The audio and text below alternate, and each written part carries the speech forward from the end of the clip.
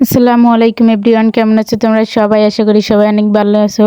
আর আল্লাহর রহমতে আমি অনেক ভালো আছি। তো আজকেও বরাবরের মতো একটা ভিডিও নিয়ে চলে এসেছি। আর ভিডিওটা কি সেটা তো তোমরা দেখতেই পারতেছো। প্রথমেই কিন্তু ডালটা সেদ্ধ করে নিচ্ছি। আজকে হচ্ছে ডাল দিয়ে ফুলকপি দিয়ে রান্না করব। তোমরা কেউ খেয়েছো কিনা জানি না, আমিও খাইনি, আজকে প্রথম রান্না করছি। একদম অসাধারণ হয়েছিল। আমি ভাবতেই পারি না যে এতটা স্বাদ লাগবে। বাগার দেওয়ার কারণে কিন্তু আরও দ্বিগুণ স্বাদ লেগেছিল। তো যাই হোক, প্রথমেই কিন্তু আমি হলুদ আর লবণ দিয়ে ডালটা খুব ভালোভাবে গুটে নিচ্ছি। ডালটা খুব ভালোভাবে গুটে আমি এখানে অল্প পরিমাণ পানি দিয়ে দেব।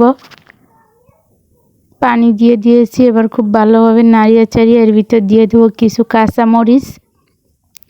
আর এই যে কাঁচামরিচগুলো দিয়ে দিয়েছি। তারপরে আমি সাইডেরগুলো নামিয়ে তারপরে আমার হচ্ছে গিয়ে ফুলকপিগুলো দিয়ে দেব। আর চাইয়া এই ফুলকপিটা কিন্তু বাগার দিতে হবে, নাহলে কিন্তু বেশিটা স্বাদ লাগবে না। এই যে দিয়ে দিলাম এবার ফুলকপিটা। এবার ওয়েট করবো ফুলকপি সেদ্ধ হওয়ার জন্য। পানিটা এতটা বেশিও দিতে হবে না, কারণ ফুলকপি সেদ্ধ হতে টাইম লাগে না। তো তারপরে খুব ভালোভাবে বাফিয়ে সেদ্ধ করে আমি তুলে নিয়েছি।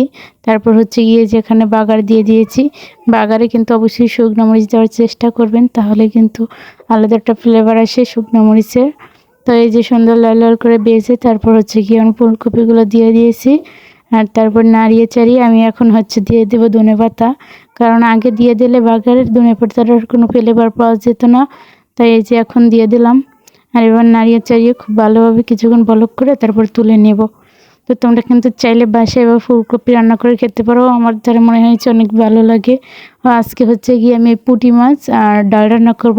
তো শুধু ডাল আর পুঁটি মাছ কেমন লাগে, সাথে আর কি যেন সবজি দিয়ে ডালটা রান্না করেছি। আর এদিকে যে মাছগুলো খুব ভালোভাবে লবণ হলুদ দিয়ে মাখিয়ে নিচ্ছি।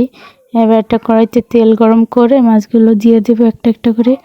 একটা একটা করে দিতে নিয়েছিলাম, কিন্তু আমার হচ্ছে বিরক্ত লাগে, তাই আমি একবারই দিয়ে নিয়েছি অনেকগুলো। এখন খুন্তি দিয়ে একটা একটা করে আলাদা করে নিব। আসলে এই পুঁটি মাছটা আমার খেতেও ভালো লাগে না, কাটতেও ভালো লাগে না, রান্না করতেও ভালো লাগে না, যেটা সত্যি কথা। কিন্তু অনেক দিন পর খেতে মনে চাইছিল পুঁটি মাছ, তাই আনছি। তারপর মাঝে সাথে মনে চাই খাইতে, কারণ ছোটোকালে এই পুঁটি মাছটা আমি অনেক পছন্দ করে খাইতাম। কিন্তু এখন ভালো লাগে না, কাটা কাটা লাগে, একদম আমার পছন্দ না বললেই চলে। তো যাই হোক, আজকে ভুনা করতে চাইছি আর কি, ভুনা খেতে মনে চাইছে, তাই ভুনা করে নিতেছি। যে ভেজে টেজে তুলে নিলাম। মানে এক ভাগ পুঁটি মাছ আনছে, তাই আমি 3-4 দিন মানে আমার হয়ে যাবে। হ্যাঁ, তাই শেষও হইতে চায় না। তারপরে যে নাড়িয়ে চাড়িয়ে এবার দোলের ভিতরে পুঁটি মাছগুলো দিয়ে দিলাম। আর এবার হচ্ছে গিয়ে এই যে ধনেপাতা দিয়ে দিলাম। আমি বেশি করে ধনেপাতা দিয়ে দিয়েছি, কারণ ধনেপাতাটা আমার কাছে অনেক ভালো লাগে, শাকের মতো করে আমি খাবো, তাই হচ্ছে গিয়ে বেশি করে দিয়ে দিয়েছি।